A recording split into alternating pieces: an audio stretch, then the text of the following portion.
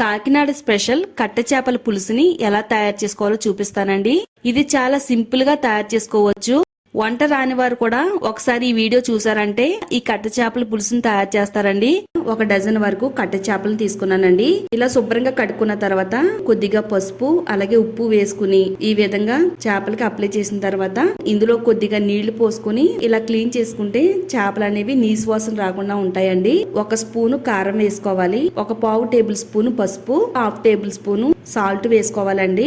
బాగా కలుపుకున్న తర్వాత ఈ విధంగా చల్లుకోవాలండి. ఇలా చేపలకి కారాన్ని అప్లై చేయడం వల్ల చేప తినేటప్పుడు చక్కగా కమ్మగా టేస్టీగా ఉంటుంది. 1 టేబుల్ స్పూను జీలకర్ర, 1.5 టేబుల్ స్పూను ధనియాలు వేసుకోవాలి. 1 స్పూను గసగసాలు కూడా వేసుకోవాలండి. 3 లవంగాలు, 1 ఇంచు దాల్చిన చెక్కని వేసుకోవాలి. 5-6 వెల్లుల్లి రబ్బలను కూడా వేసుకుందాము. 1 ఇంచు వరకు అల్లాన్ని ఇందులో వేసుకుందాము. మెత్తని పేస్ట్ కింద అయితే తయారు చేశాను. చింతపండును కూడా తీసుకుందామండి. చింతపండు అనేది కొంచెం ఎక్కువనే పడుతుందండి. చింతపండు రసం అనేది రెడీ అయిపోతుంది. స్టవ్ పైన కడాయి పెట్టుకుని 3 టేబుల్ స్పూన్లు ఆయిల్ వేసుకోవాలండి. ఆయిల్ వేడైన తర్వాత ఉల్లిపాయ ముక్కల్ని ఆయిల్లో వేసుకుని సాల్ట్ ని వేసుకుందామండి. ఉల్లిపాయలన్నీ కూడా ఫ్రై అయిన తర్వాత టమాటా ముక్కలను కూడా వేసుకుందాము. 2 నిమిషాల తర్వాత మనకి ఉల్లిపాయలు అలాగే టమాటాలు అన్ని కూడా ఆయిల్లో బాగా మగ్గినాయండి. మసాలా పేస్ట్ ని వేసుకుందామండి. 1-2 నిమిషాల పాటు కుక్ చేసుకుంటే మసాలాలో ఉండే పచ్చివాసన అంతా కూడా పోతుంది. మసాలా అంతా కూడా ఫ్రై అయిన తర్వాత 3 స్పూన్లు కారం వేసుకోవాలండి. ఫస్ట్ అయితే చేపల్లో 1 స్పూన్ కారం వేసాం కదా, టోటల్ గా 4 స్పూన్లు కారం వరకు పడుతుంది. 1/4 టేబుల్ స్పూన్ పసుపు, 1 స్పూన్ ఉప్పు వేసుకుని బాగా కలిపేసుకుందాము.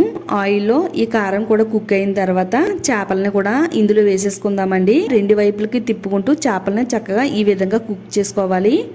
ఇలా 2 నిమిషాలు కుక్ అయిన తర్వాత 1 గ్లాస్ వాటర్ పోసుకుందామండి.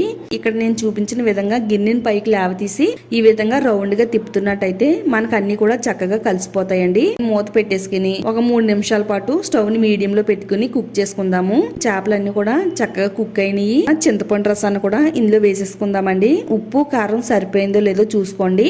కరివేపాకుని చల్లుకుందామండి. 4-5 నిమిషాల తర్వాత ఇక్కడ మీకు మూత తీసి చూపిస్తున్నానండి. కూర అంతా కూడా దగ్గరగా ఉడికిపోయిందండి. ఇది మరీ దగ్గరగా కాకుండా మనకి కొంచెం పులుసులా ఉండేటట్టుగా దించుకోవాలండి. ఇంకా స్టవ్ ఆఫ్ చేసుకుందామండి. ఈ కట్ట చేపల పులుసుని రైస్ లోకి సర్వ్ చేసుకోవడమేనండి. అంతేనండి, ఎంతో టేస్టీగా ఉండే కట్ట చేపల పులుసు అయితే రెడీ అయిపోయిందండి. ఈ చేపల కూర వండి పెట్టారంటే ఇంట్లో వాళ్ళందరూ కూడా చాలా ఇష్టంగా తింటారు.